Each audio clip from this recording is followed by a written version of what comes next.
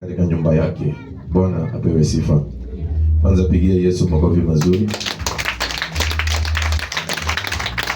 Hiyo ni yako kwa sababu umefika. Pigia Yesu makofi mazuri. Simama tushukuru. Baba, karibu na mwana kwa Kristo, asubuhi leo jema twaje mbele zako, twalimidi na kulinua na kulitukuza jina lako. Tunasema ni asante kwa matendo yako mema ambayo Bwana umetenda nasi. Wewe mwenyewe umeona ni vyema kutuamsha, ukatupa nguvu, ukatupa uhai na ukatupa mamlaka ya kufika madhabahuni mwako. Tunashukuru na tunasema ni asante kwa kuwa ndiye Mungu kimbilio, ngemeo, tegemeo na msaada wetu wa karibu. Naomba tu nikijua nikiamini ya kwamba kwanza sisi ni wanadamu na tunaweza kuwa tumekosa mbele ya macho yako matakatifu. Na ibada hii hakika Bwana iwezekani pasipo na kusamehewa nawe na kukubaliwa nawe Bwana. Naomba ukatusamehe na ukatutakase na ukatuoshe na damu ya Yesu Kristo leo mwagika mahali pale Kalvari msalabani kwa ajili ya ukombozi. Ili Bwana ikabali kudhihirika wazi na kwamba kweli hakika Bwana unatupenda. Baba, nyumba hii na ikabidi tu mikononi mwako, ukafikie kuifunika na utukufu wako. Ulinzi wa Roho Mtakatifu ukafikie kuandamana nao kwa uweza na kwa nguvu zako kweli ya Mungu ndiye stahili kuiandamanisha. Naomba ukaitakase mara tena kutoka mahali hapa mbele katikati hadi mahali pale nyuma. Kwa kweli ndio ukafikie kutakasa na kwa barabara ambao Bwana watu wako wanaipitia ukiingia katika madhabahu yako. Kwa kila mahali kwa wewe kumetakasika kwa uweza na kwa nguvu zako kweli ya Mungu ndiye stahili kufunguanisha. Naomba tuko huruma na kwa neema zako tena ukashukie kila mmoja aliyefika na aliyejiani. Kwa nguvu moyo wake na ukabali kufunguanisha. Ibosa kile ambacho Bwana kitakuwa kimetufikisha mahali hapa. Wewe mwenyewe ukabali kukipokea kwa uweza na kwa nguvu zako kweli ya Mungu ndiye stahili kutangulia. Kabla tuanze ibada hii tunawaombea wote walio mahali pale hospitalini. Nikiwakabidhi mikononi mwako ukaonekanie Bwana na ukabali kuwatembelea. Ukanyoshe mkono wako ambao Bwana sio mfupi kwa ajili ya kuokoa, ili ukabali kuokoa na ukabali kuwaponya. Kuna wale ambao Bwana wanaendelea kuweka ushuhuda mioyoni mwao wakisema na kwamba ukiwainua na ukiwaponya wataenda hakika Bwana kukuabudu na kukutumikia katika roho na kweli katika maisha yao. Baba, na kuomba tu usiende kuacha kama watoto yatima, lakini Bwana ukabali kuwashughulikia na kuwaondolea hayo maumivu na magonjwa yote ya majaribu yote. Sifa na utukufu kazidi kukurudia kwa injili zako. Baba, asubuhi njema leo na kutuma kwa wale wote walio magerezani.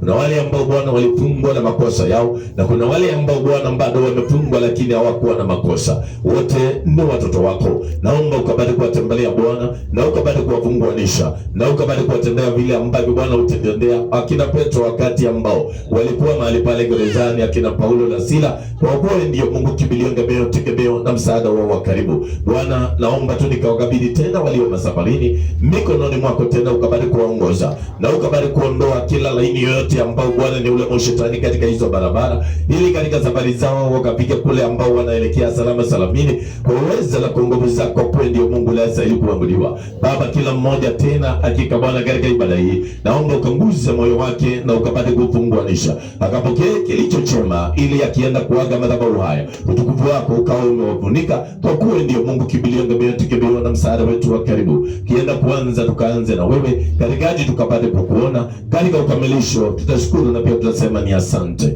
Jina lako likambulike kapesi pale kainuliwe katika jina la Yesu Kristo. Tuomba na atakuamini. Amen. Ya Yesu makofi mazuri. Bwana apewe sifa. Kidogo tu ni mstari mmoja mbili tumalizie pale ndio tuende katika hali ambayo ni ya kuabudu. Kila mmoja aingie katika maombi kwa ajili ya ufunguanisho ndio tuende katika ibada. Zaburi 119 inasema, heri walio kamili njia zao, waendao katika sheria ya Bwana, heri wazitio shuhuda zake, wamtafutao kwa moyo wote. Naam, hawakutenda ubatili, wamekwenda katika njia zake. Wewe umetuamuru mauzia yako, ili sisi tuyatii sana. Ningependa njia zangu ziwe thabiti, nizitii amri zako, ndipo mimi sitaaibika. Nikiyaangalia maagizo yako yote, nitakushukuru kwa unyovu wa moyo, nikiisha kujifunza hukumu za haki yako.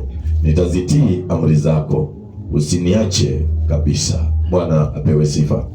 Huyu ni Daudi ambaye anatuongelesha asubuhi njema ya leo kupitia kwa neno ambalo liliwekwa katika moyo wake na Mwenyezi Mungu, wakati ambao yeye mwenyewe alikuwa amejitolea vile ambavyo alivyoitwa akashikamana na Mungu. Na Daudi, nilikwambia na nitakurudia tena, kana kwamba wakati ambao wito ulipoingia ndani yake, aliamua kana kwamba atafikia kumuishia yule aliyemwita, na alikuwa anajua kana kwamba yeye ndiye anayestahili kumtia nguvu, yeye ndiye anayestahili kumpigania vita zote, yeye ndiye anayestahili kutembea naye kila mahali ambapo atakuwa. Bwana apewe sifa. Kwa hivyo huu mstari wa kwanza utie maanani sana, ambao unasema heri waliokamili njia zao, waendao katika sheria ya Bwana, heri wazitio shuhuda zake. Shuhuda ni matendo ambayo Mungu alikutendea tangia mahali pale mwanzo, ndiposa ukapate kuwa na udhibitisho kana kwamba umemwona. Wamtafutao kwa moyo wote. Bwana apewe sifa. Kutafuta Mungu katika moyo wote ni kumwamini huyu Mungu na kuelewa kana kwamba yote yanawezekana kwake. Ni wakati ambao tutajua kana kwamba sisi kama wanadamu hatutaweza pasipo na Mungu. Ni wakati ambao tutajua kana kwamba hata yale mambo ambayo tumeyakosa, yeye mwenyewe anayajua na yeye mwenyewe anayaelewa vyema. Kwa hivyo tusione kana kwamba kuna mambo ambayo tumekosa, tuone ni kana kwamba Mungu ametuacha, tuone ni kana kwamba hatuabudu Mungu, tuone ni kana kwamba sisi ndani yetu hatuna Mungu. Yeye mwenyewe anatuona kila wakati, yeye mwenyewe anatujua kila wakati, na hakuna mwanadamu aliye chini ya jua Mungu asiye na mpango wake. Na akiwa na mpango wake, kile ambacho Mungu anahitaji ni ule uaminifu tukawe nao mbele zake, ili wakati wetu ukifika na yale majina yake ya kushuka kwetu yakifika, akafikia kushuka. Kwa hivyo haijalishi mambo yako unaona yamechelewa kiasi gani, haijalishi unaona Mungu ni kana kwamba hataki kukutembelea kiasi gani, lakini elewa kana kwamba wakati wako ambapo unafika katika ukamilifu, elewa kana kwamba atakushukia na atakufikia. Bwana apewe sifa. Lakini ni mimi na wewe tusimame katika njia yake, tusimame katika haki yake, tusimame katika uaminifu, hata kama hali iko namna gani. Tujitolee kwa ajili ya ule utumishi, ili yeye akaje katika mpango wake. Bwana apewe sifa. Ndio hayo maandiko yametuambia asubuhi njema ya leo, heri waliokamili njia zao, waendao katika sheria ya Bwana, heri wazitio shuhuda zake, wamtafutao kwa moyo wote. Bwana apewe sifa. Pale chini inasema na pia hawakutenda ubatili. Ubatili nilikuambia ni kitu kama kutenda kulingana na vile ambavyo unasikia akili yako inakuongoza, lakini sio vile ambavyo Mungu anahitaji. Kwa hivyo tunafaa kuondoka mahali pale pa kutumia akili zetu za kung'ang'ana, tumpatie nafasi aliyetubariki na uhai, yeye ambaye amechukuana nasi tangia mahali pale tukiwa watoto. Bwana apewe sifa. Ndiposa akapata kuendelea kuchukuana nasi, na wakati wetu ukifika, yeye akafikia kutubarikia. Pigia Yesu makofi mazuri. Wakati sisi tunapoamka, hakuna mwenye anajuanga jioni kutakuwa namna gani. Hata yule ambaye anafungua biashara ajuangi anafungua biashara anunuliwe na nani. Lakini ni mpango wa Mungu kukamilika. Ndio Mungu angalie lile hitaji lililo ndani ya moyo wako, ili yule mteja ambaye unamngojea haende aletwe na Mungu kutoka mbali, ili Mungu akapate kumwandaa akiwa mahali alipo, kwa sababu limekamilika mbele zake, na ni lazima apatikane kwa sababu ya ule ukamilifu. Sababu hiyo mipango tusiyojipangia, yeye mwenyewe ako nayo akitupangia, na akiwa ametupangia itatimia kulingana na mapenzi yake yeye mwenyewe. Pigia Yesu makofi mazuri. Kwa hivyo ninachokuomba mpendwa, ni umuelewe Mungu ndani na nje. Umuelewe Mungu katika ulimwengu ambao ni wa roho, na pia umuelewe Mungu katika ulimwengu ambao ni wa neno lake, kwa sababu roho lazima aandamane na neno, na tusiwe watu ambao ni wakufika madhabahuni mwa Bwana na kuja kusikiliza neno lake, lakini tunaiacha mahali ambao tumekaa na tunaenda bila chochote katika akili na katika mioyo yetu, na ile kazi na ile neno ambayo imefikia kuingia haina matunda wiki mzima, haina matunda mwezi mzima, haina matunda hata mwaka mzima. Tunafaa kujiuliza, Mungu huyu wetu kwani atembeangi, kwani anebangi, na kwani aongozangi? Bwana apewe sifa. Kwa hivyo siku hii ya leo asubuhi, naamini kana kwamba umesikia vile ambavyo maandiko yamesema, heri walio kamili njia zao, waendao katika sheria ya Bwana, heri wazitio shuhuda zake, wamtafutao kwa moyo wote, na hawakutenda ubatili, wamekwenda katika njia zake. Bwana apewe sifa. Bwana apewe sifa. Kuna wakati nikuambia kana kwamba wakati utakapohitaji Mungu aishi na wewe katika maisha yako, ni wakati ambao utakaa ni kana kwamba uko kwa ward. Wakati ambao mgonjwa ako mahali pale kwa ward, tegemeo lake lote uanga ameliweka kwa daktari.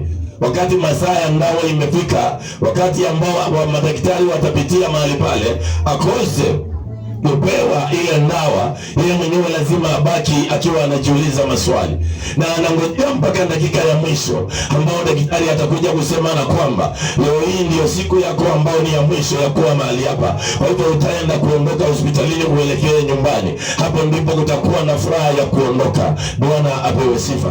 Kwa hivyo wakati ambao tunamngojea Mungu, tuelewe kana kwamba yeye ndiye anaye na mpango wetu, yeye ndiye aliyetuanzisha, yeye ndiye anayetuendesha na atakuja kwetu kulingana na mpango wake. Yeye Yesu, makofi mazuri. Atakuja kwetu kulingana na mpango wake, na kama leo hajafika, kama vile ambavyo nilikuambia, kesho atafika, na kama kesho atafika, kesho kutwa utakutana na yeye, kwa sababu umeingia katika ukamilifu na katika mwongozo wa mpao wa Roho Mtakatifu. Yeye Yesu, makofi mazuri. Kwa hivyo jambo la maana ni kuelewa na kwamba Mungu ako na kitabu chako, Mungu ako na mpango wako, lakini nawe pia kuwa na mpango wa Mungu. Hello? Tunaelewana? Mungu ako na kitabu chako, Mungu ako na barua yako, Mungu ako na hitaji lako, lakini hata wewe pia kuwa na mpango na Mungu. Bwana apewe sifa. Umtumikie vile ambavyo amekuangiza, ndiposa na yeye akufikie kwa njia yake, ndiposa na yeye akufikie kwa siku yake. Bwana apewe sifa. Kwa hivyo chukua hiyo hatua, amini hayo maandiko kana kwamba heri walio kamili njia zao. Tengeneza njia mbele za macho ya Bwana. Jiulize, njia hizi ni njia za aina gani? Kuwa mwaminifu, kuwa mtiifu, kuwa mwenye haki, na uwe mtu ambaye ni wa kujitolea. Ndiposa ukabebane na hili neno la Bwana, ndiposa naye Roho Mtakatifu akafikia kuingia ndani ya moyo wako, na akiingia ndani ya moyo wako atafikia kukuongoza. Bwana apewe sifa. Ye Yesu, makofi mazuri. Kitabu cha Yohana 14 nasema nini? Tumalizie pale 14:25. Maandiko inasema, hayo ndio niliyowaambia wakati nilipokuwa nikikaa kwenu, lakini huyo msaidizi, huyo Roho Mtakatifu. Kwa hivyo lazima tuwe na msaada ambao ni wa Roho Mtakatifu katika kumngojea Mungu, katika kumsubiri, katika hali ambao ni ya kutembea na yeye. Hayo ndio niliyowaambia wakati nilipokuwa nikikaa kwenu, lakini huyo Roho huyo msaidizi, huyo Roho Mtakatifu ambaye Bwana atampeleka kwa jina langu, atawafundisha yote na kuwakumbusha yote niliyowaambia. Bwana apewe sifa. Ukitembea pasipo na Roho huwezi tembea na Mungu. Ukitembea bila Roho huwezi tenda kazi ya Mungu. Ukitembea bila kunenewa na neno na Roho Mtakatifu huwezi kamilika katika wokovu.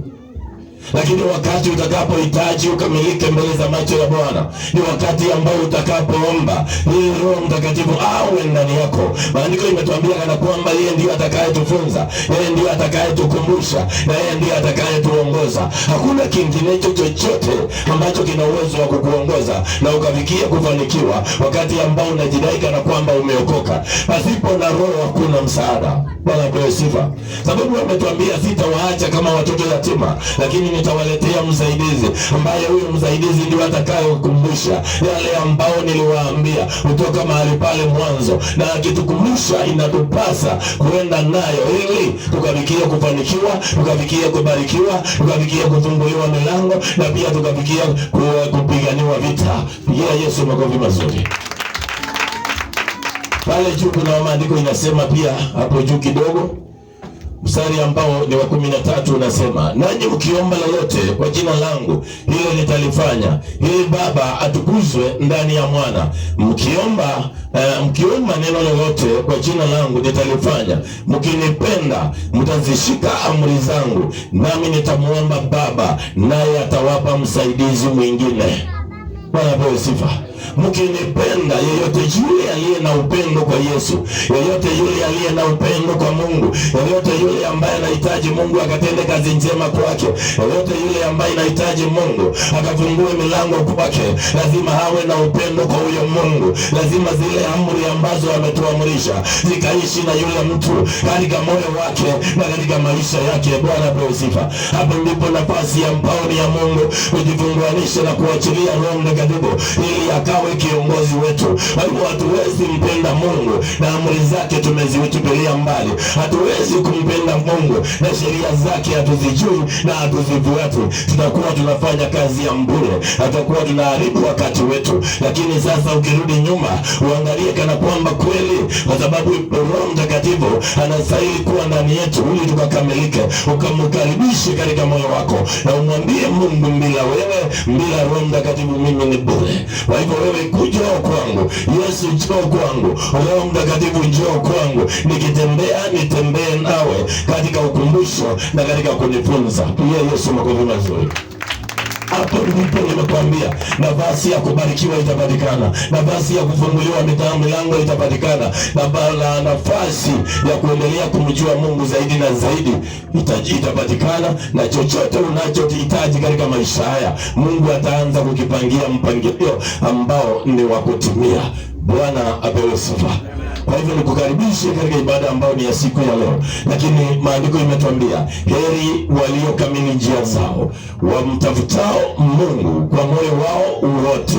Bwana apewe sifa. Wala hawakutenda ubatili, hawakuenda na mawazo yao, hawakuenda na mipango yao, hawakuenda na akili zao, lakini wameenda kulingana na vile ambavyo Mungu anahitaji.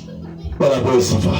Anaamini kana kwamba atakuwa mweza wote, atakuwa kiongozi wako na atafikia kukufanikisha, na atafikia kukushindania. Kwa hivyo ubarikiwe na uwe umekaribishwa katika ibada, na uwe moyo wako ufunguanishe na upeleke mbele za macho ya Bwana, ili Bwana mwenyewe akafikia kuutumia ule moyo. Yesu makofi mazuri, na ubarikiwe na Mungu awatendee mema, na tuende katika hali ambayo ni ya kuabudu ili tuanze ibada.